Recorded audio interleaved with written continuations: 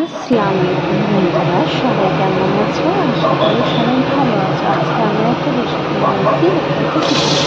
খুবই ইজিলি ভাবে আমি রান্না করছি, সবাই দেখতে পাচ্ছেন। আমি এখানটায় সরষের তেল নিয়ে নিয়েছিলাম, পেঁয়াজ আমি দিয়ে দিয়েছি, অনেকটা লাল লাল হয়ে গেছে। আমি এখানটায় চাল আর ডাল নিয়ে নিয়েছি, আর এখানে আমি মশলা রেডি করছি। এই দেখুন মশলাতে আমি কী কী নিয়েছি: আদা রসুন পেস্ট, হলুদ গুঁড়ো, লাল লঙ্কার গুঁড়ো, আর আমি এখানটায় নুন অ্যাড করব, যেহেতু আমার খিচুড়িটা মশলাওয়ালা হবে।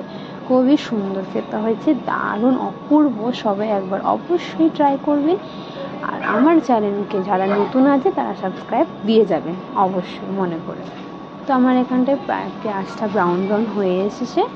আপনাকে আমি স্টার্টিংয়েও বলেছি, পেঁয়াজটা আমি প্রথমে দিয়ে দিয়েছিলাম, তেলটা আমার গরম হয়ে গিয়েছিলো, পেঁয়াজটা আমার লালচে লালচে হয়ে এসছে,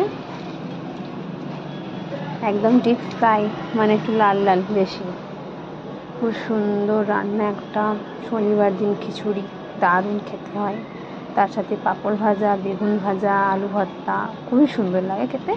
তো এখানটায় আমি মশলা কষছি খুব ভালোভাবে, প্রায় 10 থেকে 15 মিনিট আমি মশলা কষিয়ে নিচ্ছি। খুবই সুন্দরভাবে মশলা কষতে হবে, একটুও যেমন নিচে না বসে। তেলের উপরে চলে আসলেই আমি চাল আর ডাল দিয়ে দেবো। খুবই ইজিলি 15 মিনিট 10 মিনিট যার যেরকম হয় সেরকম কষতে থাকো। আমি অনেকক্ষণ ধরে কষেছি, অনেকক্ষণ ধরে, আপনারাও সেটা ভিডিওতে দেখতে পাচ্ছেন অবশ্যই। তো আমার তেলের উপরে চলে এসছে, আমি এখানে চাল আর ডাল দিয়ে দিলাম, সব মিক্স করছি ভালো করে। আবার চাল আর ডালটাকেও ভালো করে 5 মিনিট ধরে কষে নেব মশলায়, যেহেতু আমার চাল ডাল জলেই ছিল। মশলা কষে নিচ্ছি,